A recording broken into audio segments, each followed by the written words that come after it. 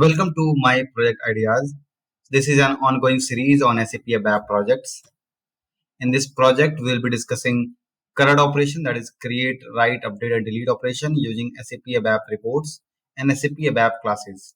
So basically, we'll be implementing object-oriented ABAP here. So there are a few prerequisites like you should know ABAP reports, you should know ABAP SQL operations, and also you should be aware regarding SE24 transaction, that is ABAP classes.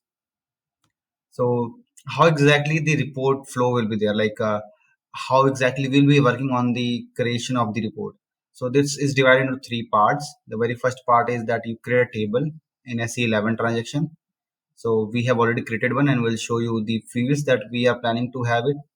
And then you create a report, and in that report you take some inputs that will be required, to fetch a record, to update a record, to create a record. So some fields will be required, right?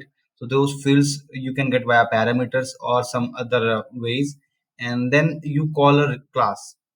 That call will be particularly on a method call. So you'll be calling a method of the class, and in that method will be performing one single operation. Like for read we'll have a method, for create we'll have a method, and using that we'll be calling SQL operations and performing some operations on a table. So basically the flow is like you call the method calls the SQL tables, and the return data will be sent back to the report. So yeah, so let's get started. So we'll jump to the SAP logon. So first of all, we'll see the table. In S11, we have created a table for you. It is called zbarry EMP. So basically, it is an employee table, and it has only 4 fields. You see this, and the employee ID is here int type, and other fields are of char type. And we have also maintained a few data for you. So it's like for employee ID 1 and 2, we have this data. So what basically we are planning is like we'll showcase the data using the read call, and then we'll create a data. A new name will be added here, and then we'll update the phone number of that record, and in the end we'll delete that record. Okay, so we have also a report already set up. That report actually was created for the last video, where we used the function module to perform this operation rather than the here, this is one.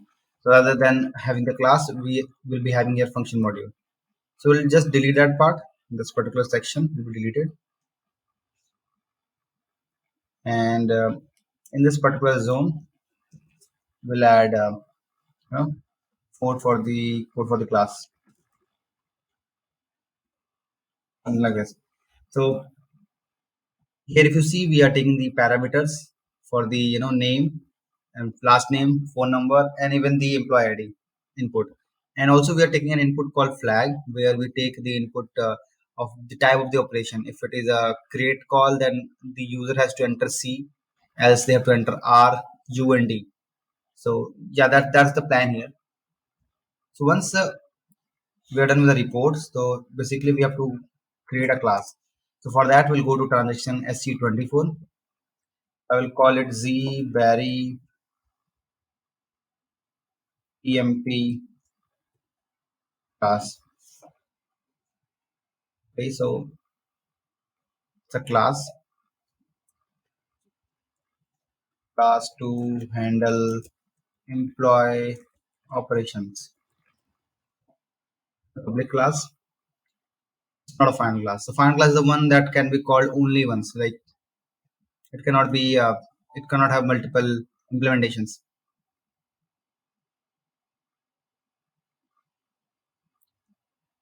Perfect. So we have the class ready now. So we'll call read employee as one method, then create employee and the second method, update employee, then we'll have delete employee. So if you see, we do have few levels here. So in static or instance. So the difference between them we're not going to discuss here, but for you need to know that we'll be using instance method. It means that we'll be calling the the way to call an instance method and static methods are different from reports point of view. And also the visibility, we have public, private, protected here. So for this use case, we'll be using public, and other visibility factors have their own limitations. So that also we are not going to discuss here right now, but you can check out the links in the description where we'll be adding references where you can read these aspects in detail. You have to have description. It makes the next developer to understand what exactly is written here, because I can write anything in method name, right? But the description should be more descriptive.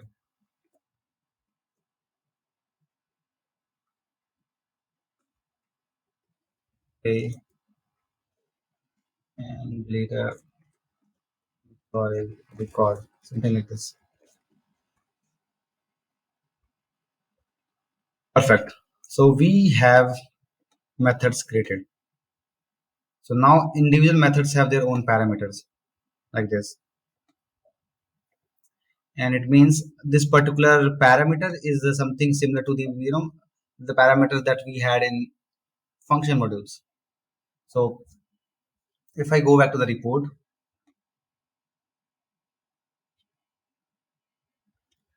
so let's control Z to check out what the parameters we had there.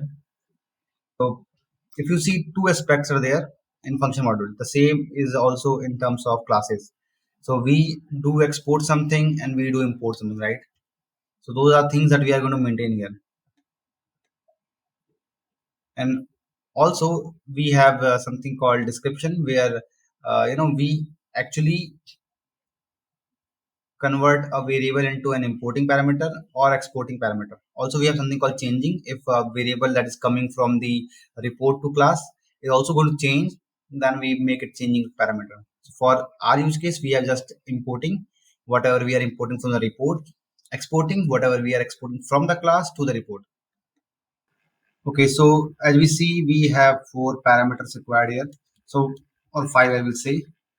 So the naming convention goes like this. If your parameter is importing, if you're importing data, so you start the name with I, and if it is exporting, you start with E.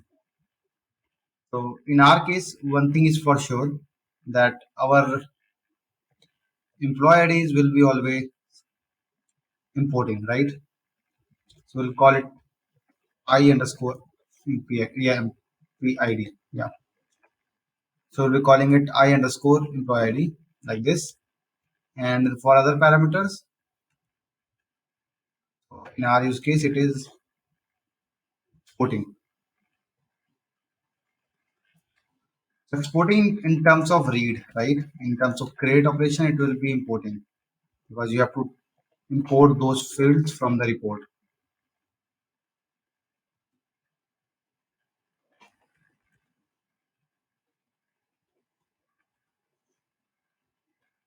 And just naming it as per the naming convention will not help. So we'll have to actually make it importing here. And then the type, if you remember the type we have in the table, will be type only as info,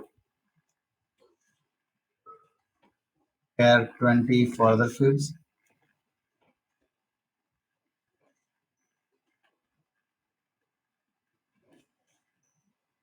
Perfect. And not perfect, we have these as exporting. Copy, paste them, save it, activate it.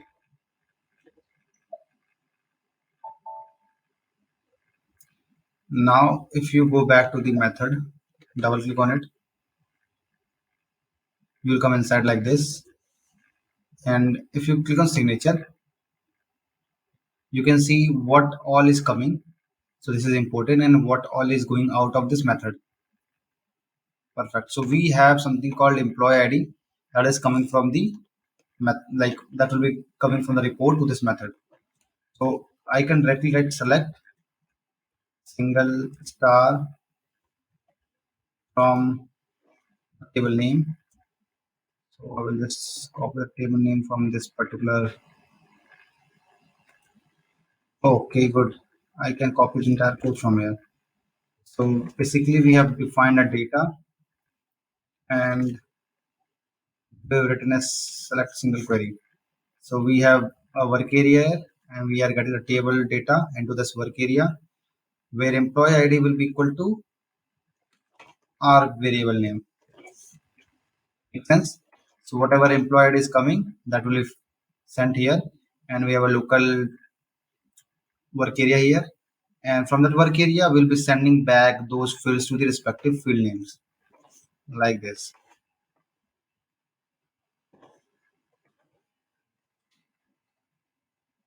Also we have created one more field where we are sending the message, and this field is not defined, right? So what we'll do, we'll save it here, go back, click on the parameters.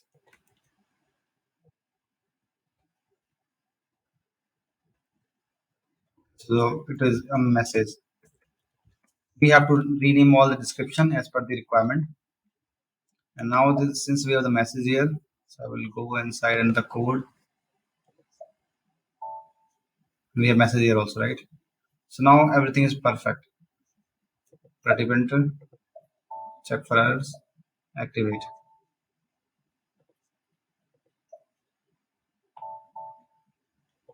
We'll try to run it. So if I click this, it is asking the importing parameter. So if you remember, I have one. Well, so see, it fetched the data from the table, right? So this is the way that we create a method, and this is the way we write the importing parameter, exporting parameters, and this is the way we test it out. So what I will do, I will quickly complete the other methods also.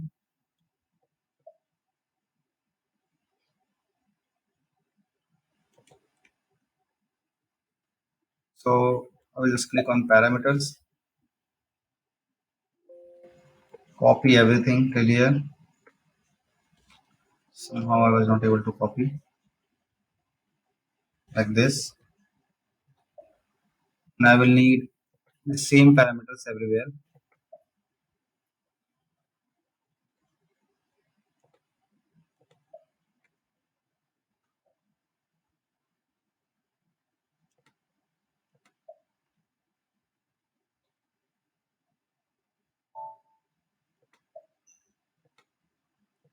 I will check it out here.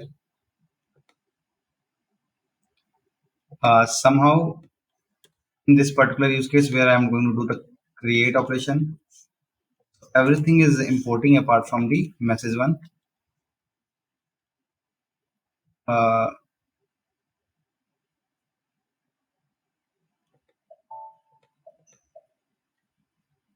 yes, fine. I renamed them as per my need. In this one, this is importing, and even others are importing.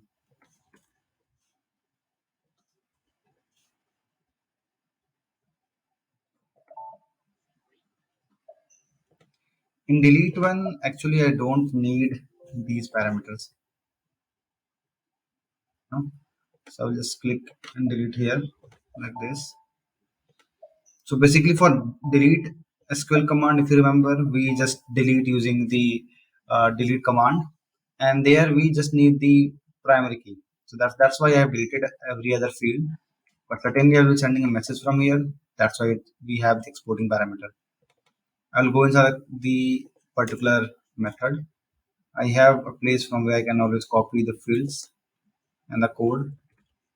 So I'll just copy it the same way.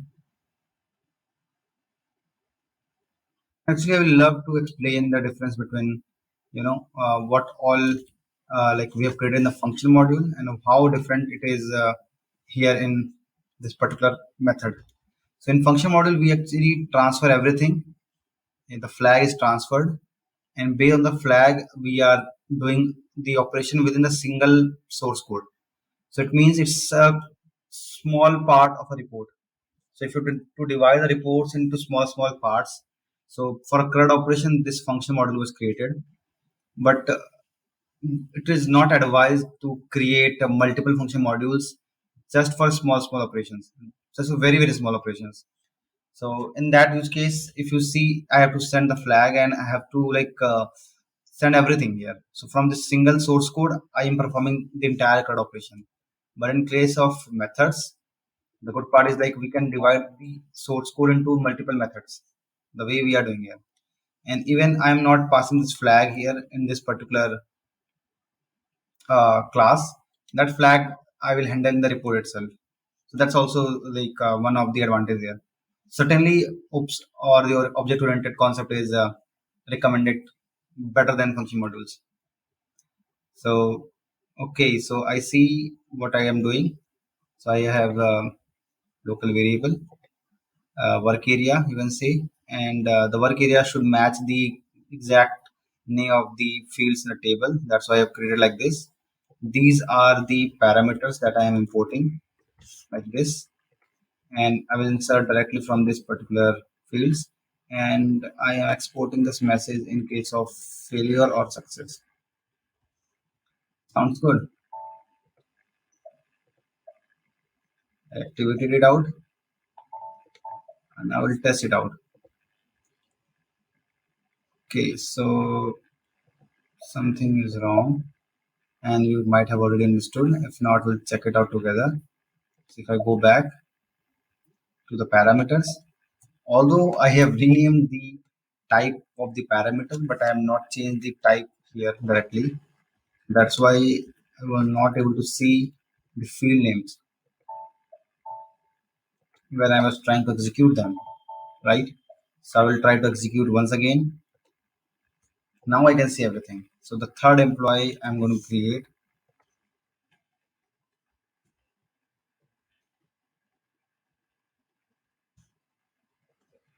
7777. Creation is successful. Very bad time message I've written, but still it represents the same thing that I want to showcase here. Now go to table just to check out what exactly we have created. Perfect. So we have the data.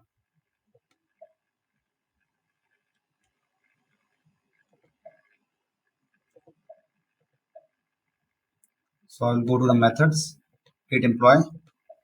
First of all, check the parameters and fix the type of importing and exporting features here. Save it out, go to the methods, move to source code now. Copy my code from the function module. Since all the operations are exactly same, that's why I'm copying it out. So I will explain. So what happens here is we create a local work area, and from that work area we are trying to update something. Actually, in this particular use case, we don't need the work area. Directly, we can update the table and set the phone with the importing parameter, where the employee ID is also an importing parameter. Other fields I'm not updating in this use case, but certainly you can update other fields by writing more fields after this particular phone. I do not want to confuse which exact employee I'm going to update. So if I'll change something else, it will be confusing. And here you can see it is giving an error because the rename we have to rename the fields as per the naming convention that we have used here. Okay, so this thing can be activated now, and we'll try to run the update methodology. And update is for the third employee, and we are updating just the number 2111, and update is successful. We can jump to the table to see the changes. Now the last operation is deletion.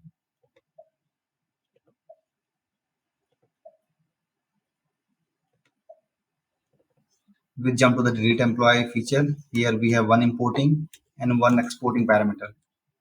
That's very straightforward.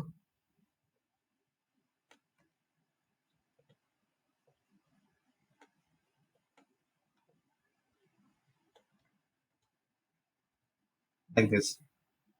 So we have to just rename it E, importing parameter, and I here is the importing parameter. The printer is certainly not working, but okay, fine, not an issue. So we'll just go inside it, click on delete, deleting the third employee. It is successful. Perfect. So I'll just refresh here and it is gone. So we have successfully created a class. We have successfully created 4 methods, and then we have defined the parameters here. And when the parameters are defined as per the use cases, we have different parameters and different types of their visibility is there. The type of like either they are exporting, importing, or something else. Now this part is done. So if you remember the PPT I have shown initially, right? There, the third operation is like we have to call them inside a table, a report.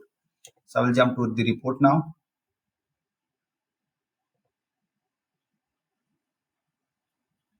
And actually I can copy this set of code because I will need this if else theories and all.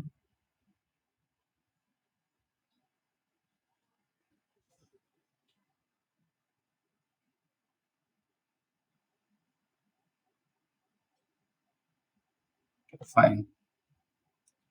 So this is the part. To delete this part, and I have added the code, and I will just leave the if else part.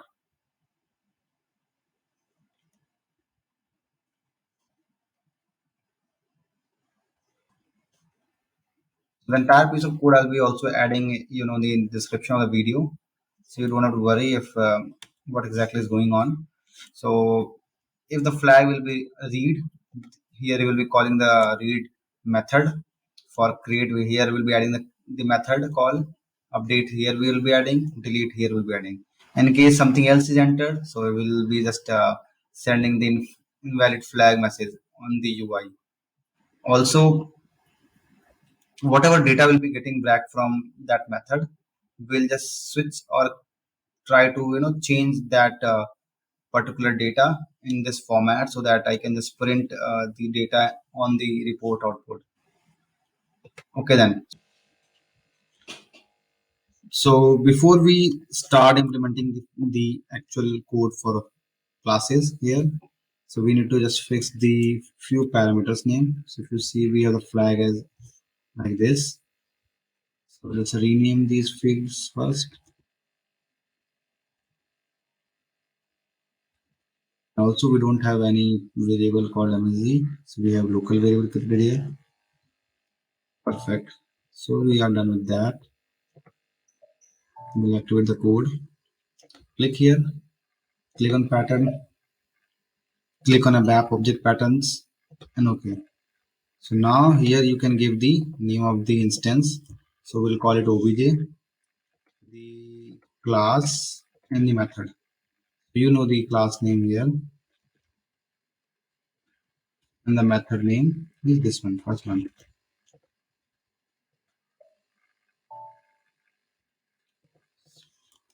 We have not defined the what exactly is obj.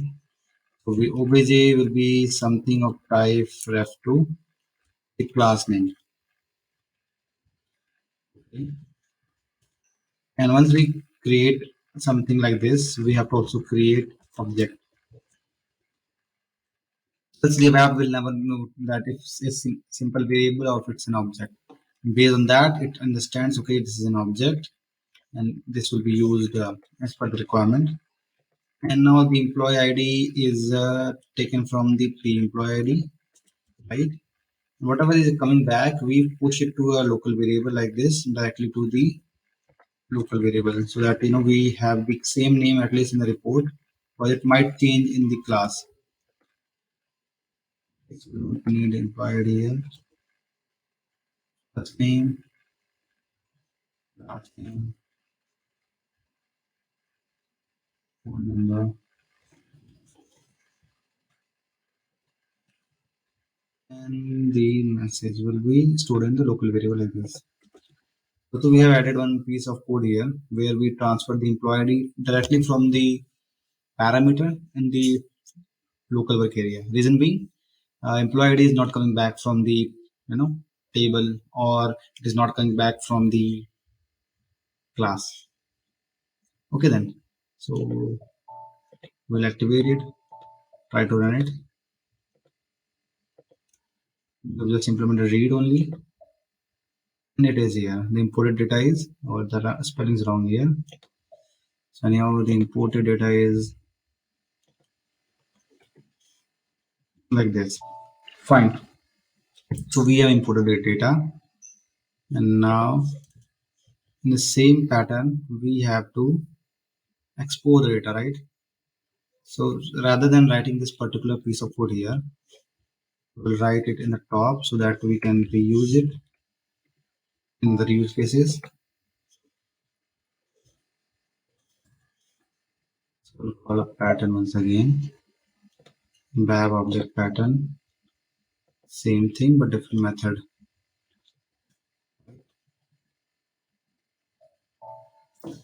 See, yeah, it automatically understands what exactly we are sending. So now we have to send the first name, ID will go as usual, last name also will go, and even the phone number. And in return we just have the message.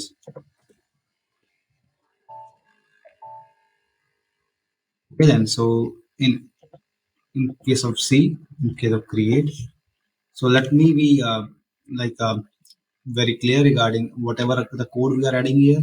It is not the best standard codes because we are not handling exceptions here. So you need to explore more in terms of classes object implementation. It is the simplest way that I'm sending you. So it might fail for a few of you because you might not have handled some cases. But if you just copy paste this code, it will run for sure. Okay, so I'll just click here. File 3 will be created with C as usual. I'll be using my friend's name as usual, using 777 first,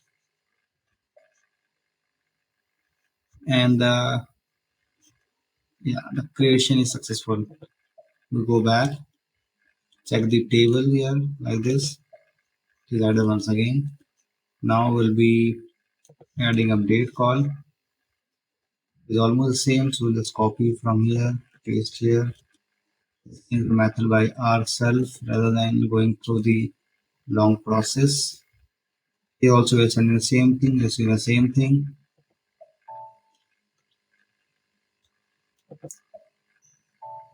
So we'll just try the same thing here. 3 operation is update in the mobile number. This one, fine, change. The last operation is delete. So let's copy this again. Remember, the delete operation just have one importing parameter and one exporting parameter, right? We'll just copy the name of the method in the method name here. Activate it. Operation is delete, employees 3. That's it. The message delete is successful. In the table 2 is deleted. So yeah, that's it. We have performed all the operations, all the flow like this, and we have completed the creation, read, updation, and deletion of data, of employee data using ABAP classes. So thank you very much, and we'll see you soon.